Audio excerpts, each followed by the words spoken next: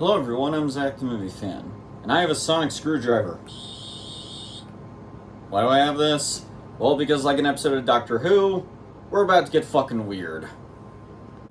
This is the start of another new review series. I promise that this one is very interesting. This new review series basically is just going to be called WTF Horror. And the reason behind it is quite simple. There are many different kinds of horror films out there. Some good, some bad, and so forth. But then there are the ones that are just so strange, so bizarre that whether good or bad, it leaves an impact on you for that reason. Films like Phantasm, Hellraiser, or just really weird films like that. I always find weird horror films be interesting, so for this review series, we're going to be looking at some of the weirdest horror movies ever. And by God, did I pick a good one to start off with. Today we're looking at the sci-fi horror film Species.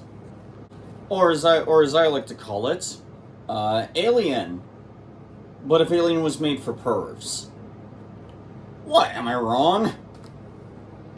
Species was released back in 1995. And despite not getting that much of a positive reception from critics, the film has gained a cult following over the years. And honestly, I think the reason why people at least remember this movie is quite obvious. In my honest opinion, I think the reason why everyone remembers this movie is for its premise. This movie is about an alien woman wanting to mate with a human man and reproduce. No, I'm not joking. That's basically the premise in a nutshell anyway. And no, this wasn't a low-budget production either. No. This film actually had a pretty stacked cast and crew behind it. This movie stars Michael Madsen, Ben Kingsley, Forrest Whitaker, and Alfred Molina. And the creature, monster effects, and designs were created by H.R. Geiger, the same man who created the iconic xenomorphs of the Alien franchise, otherwise known as one of the most influential and beloved alien designers in all of fiction and filmmaking. They gathered all this talent for a movie about an alien woman wanting to bang a dude. What? No joke, I'm legitimately curious as to how they were able to talk a lot of the people in this film into it.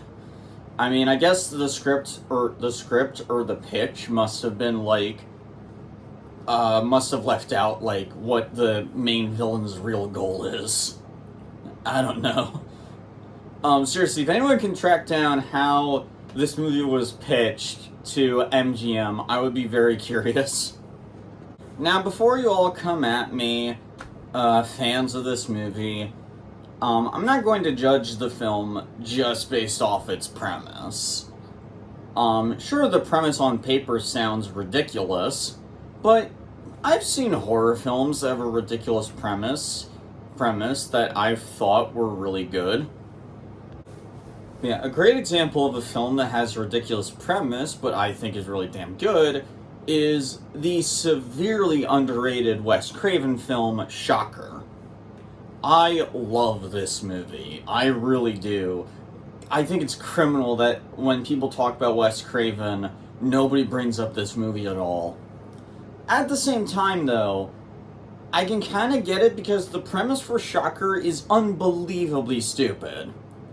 If you haven't seen Shocker, the premise is basically about a serial killer that is sentenced to death row, but by mix of him dying in the electric chair and black magic or voodoo, he becomes a body-hopping spirit who can possess people through the power of electricity. No, that is not the premise of a lame as hell Batman villain or a knockoff Electro. That is the actual premise for Wes Craven's Shocker. It sounds absolutely ridiculous. But the thing is, Shocker is a lot of fun. And a lot of the reason why Shocker works is because it understands how goofy its premise is, and it has a lot of fun with it, while also having really likable and interesting characters. Seriously, I fucking love Shocker. I can't wait to talk about this movie someday. My point is, I wanted to give Species at least a little bit of a chance, even if its premise sounded, well, stupid. And unfortunately, for me anyway, I couldn't get into this. I don't think this is a very good movie. Now, with that being said, I can understand why it has gotten attention over the years. The movie does have some things to offer beyond its absurd premise. I just personally feel that it doesn't go all the way with it enough, and just has really stupid moments that just drag the movie down so much. But let's start off with the premise, like the actual premise. The movie is basically about a scientific organization who had received information on a DNA cell or genetic code of some sort, and the scientists decided to try and merge this genetic code with human DNA, creating a human-alien hybrid woman named Syl. Syl was growing at an accelerated rate and seemed docile. That wasn't until she started having these nightmares that really freaked out the scientists. Freaked them out so much, in fact, that they decided to try and kill her. I will be getting into that later. However, their attempt to kill Syl had failed spectacularly, as she busted out of her glass dome prison, yes, really, and escaped. As a result, the head of the experiment, played by Ben Kingsley, hires a group of people in order to try and track down and kill Syl. Them being a mysterious government agent, played by Michael Madsen, a biologist woman, an empath who I believe is played by Forrest Whitaker. If I get that wrong, I apologize. As well as an anthropologist played by Alfred Molina.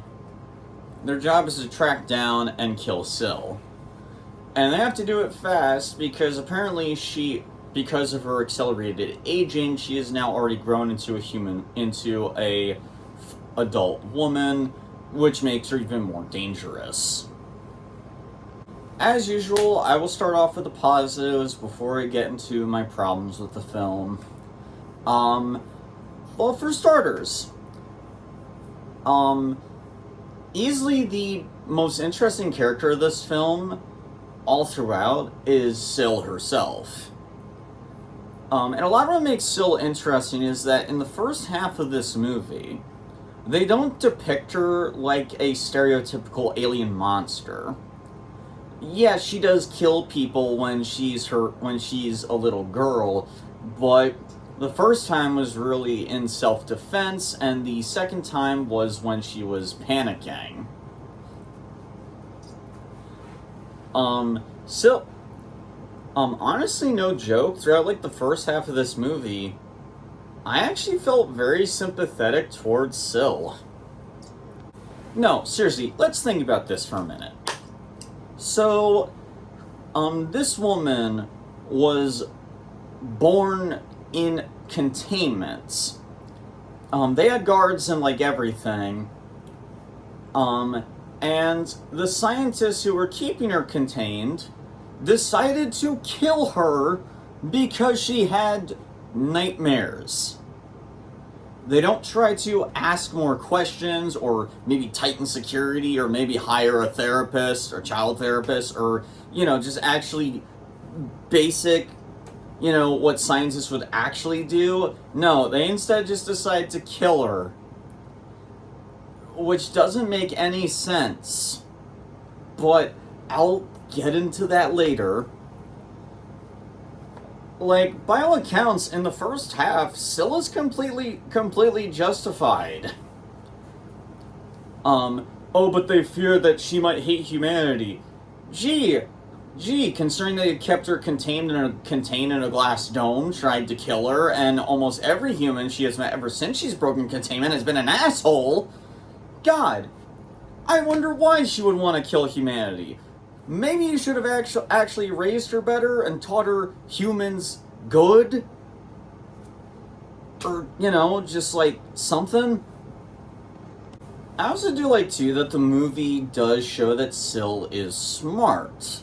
Syl is powerful and has a lot of great abilities, but the thing that really makes her unsettling or creepy, is her intelligence.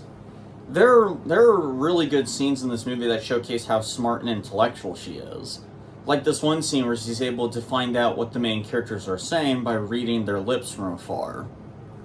Or how she even tries to fake her own death at one point. A dangerous alien creature on its own is scary.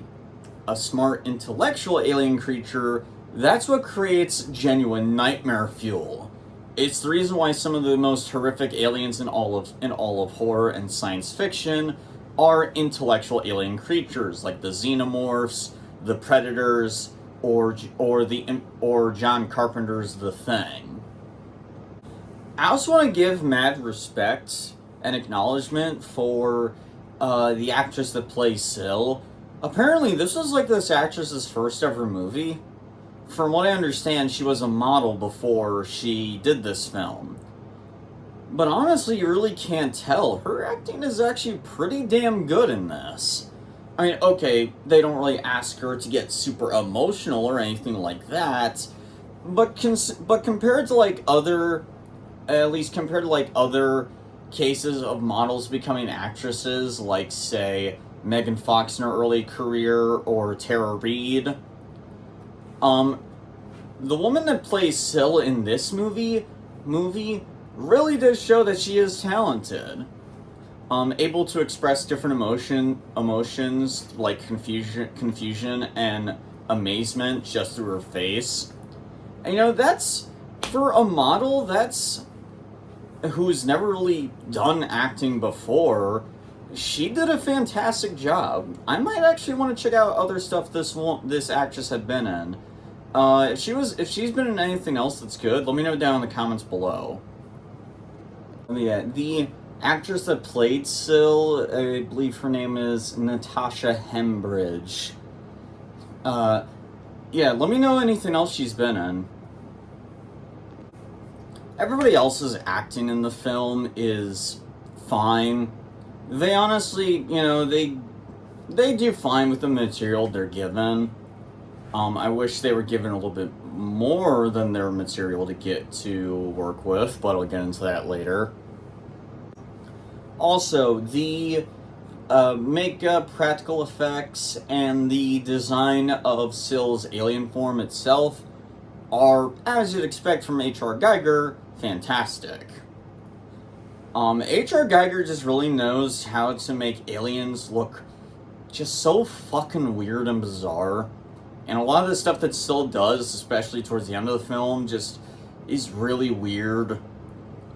Like, there's this one scene where Syl attacks Michael Madsen's character with, at the risk of YouTube flagging this video, attacking him with tentacles that come out of her boobs. I'm not joking. H.R. Giger, I respect you, but you are a weird person. Outside of those positives I mentioned, though, a lot of everything else in this movie just really doesn't do it for me.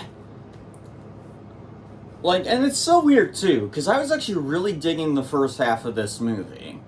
I was really interested in Syl as a character. I was really curious to see where they were going to take her as the film progressed, even knowing the film's premise. I was very curious what the movie was going to do, But by the second half, this movie takes a nosedive off a cliff. Everything that made Syl interesting in the first half of this movie just kind of gets gutted. When she starts looking for a mate and tries to reproduce, that's when the movie falls hard. Syl is still intelligent, but everything that made her interesting in the first half, like this potential that maybe Syl isn't really a monster, she's just misunderstood, that just gets chucked out the window. In the second half, she just starts killing anyone who gets in her way, no matter what. There's a scene where she kills this one woman out of jealousy because she was flirting with a guy she had her eyes on.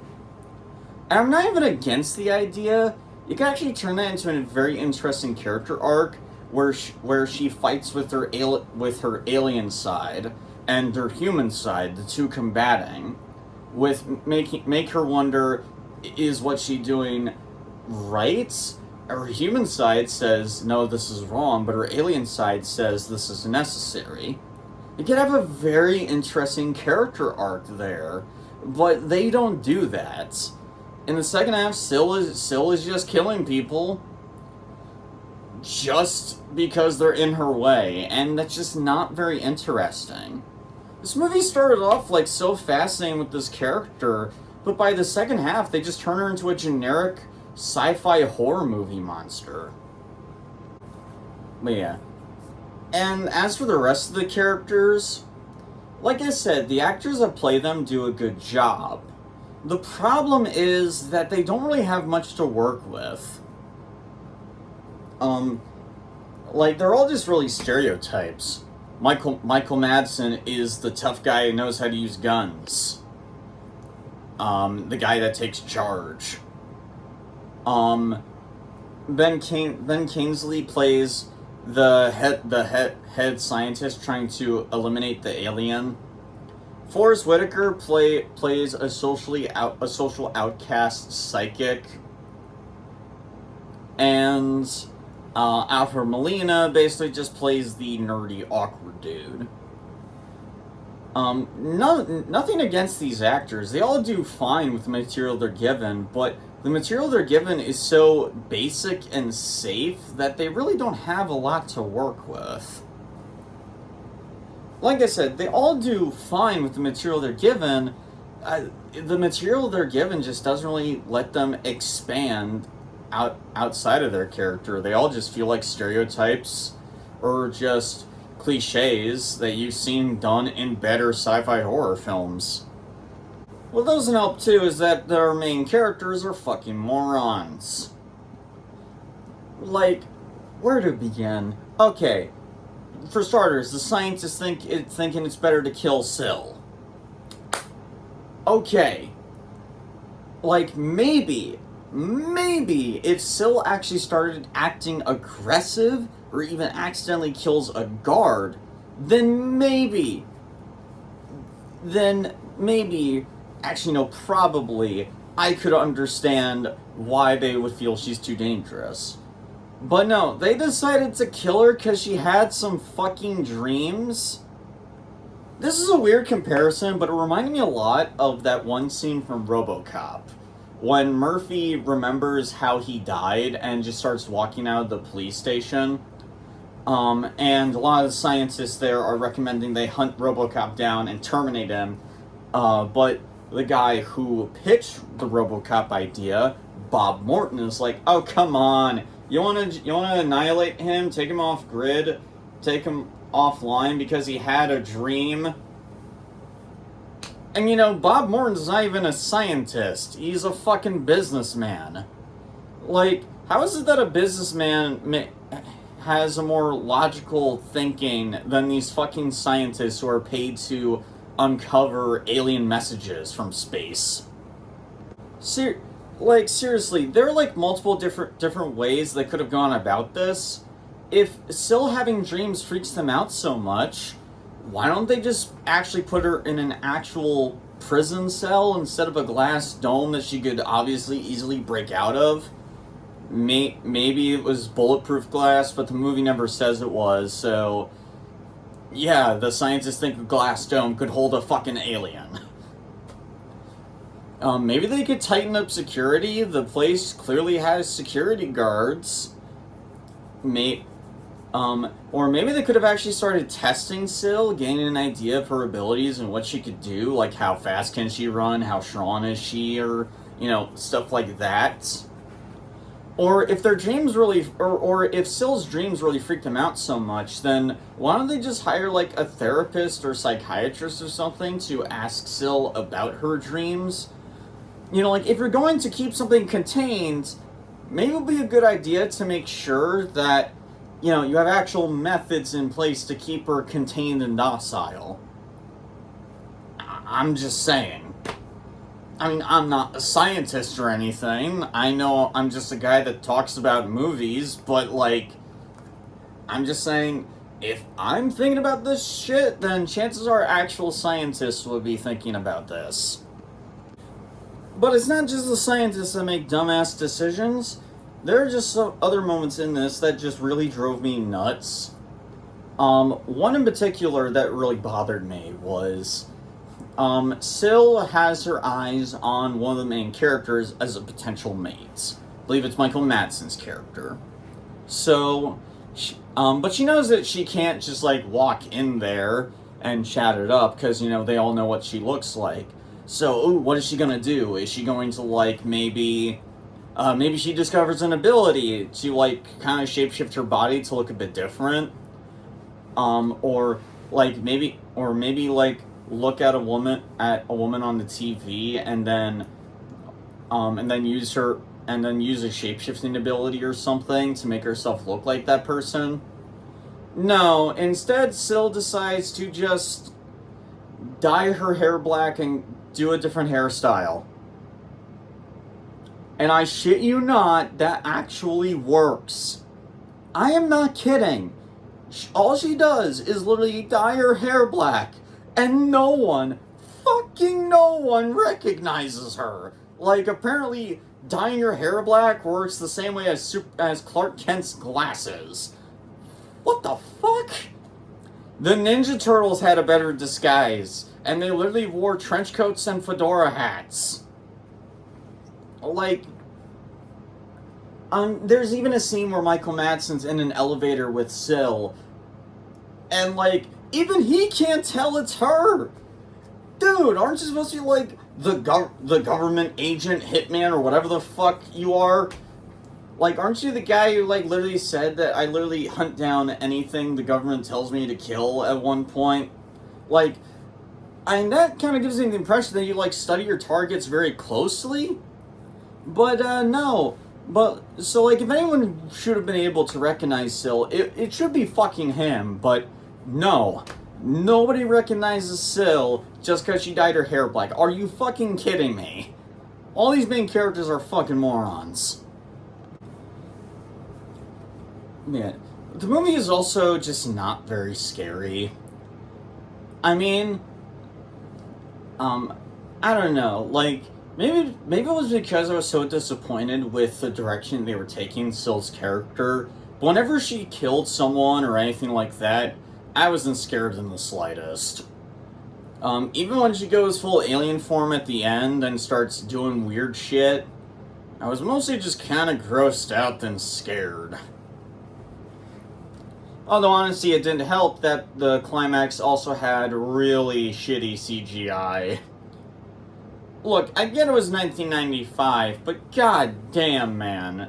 If the CGI looked that terrible, I would have preferred if it just had the aliens attack the main characters in costume the whole time.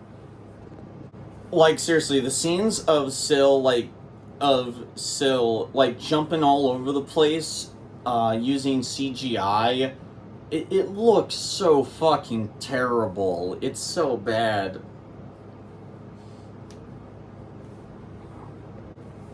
Yeah.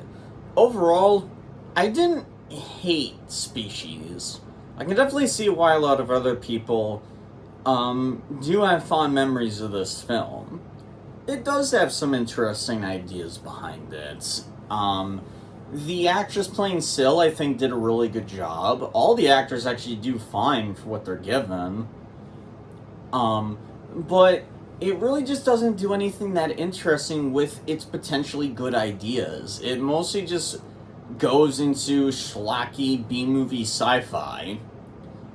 Which, honestly, if the movie established itself as that sort of tone in the beginning, then I would be more forgiving. But no, this movie mostly tries to take itself very seriously without a hint of irony. So, you can't really have fun with it on that level. If you had fun watching this movie, great, more power to you. I mostly just found it to be disappointing. It had great ideas, but didn't do much of anything with it. I'm going to give Species a D-. If you guys liked this movie, that's great, more power to you. I wanted to like it more. I was really enjoying it in the first half, but the second half just really dropped the ball for me personally. So, Species, have you guys seen it? What do you think about it? Comment down below and let me know. Also, if there is a weird as hell horror film or werewolf movie or any movie in general that you would be interested in me covering, let me know down in the comments below. Next time, I'm actually going to be answering a request from someone who has been a long-time subscriber on this channel. Yeah, that's all I got for tonight, guys. This is Zach the Movie Fan, signing out. See you later.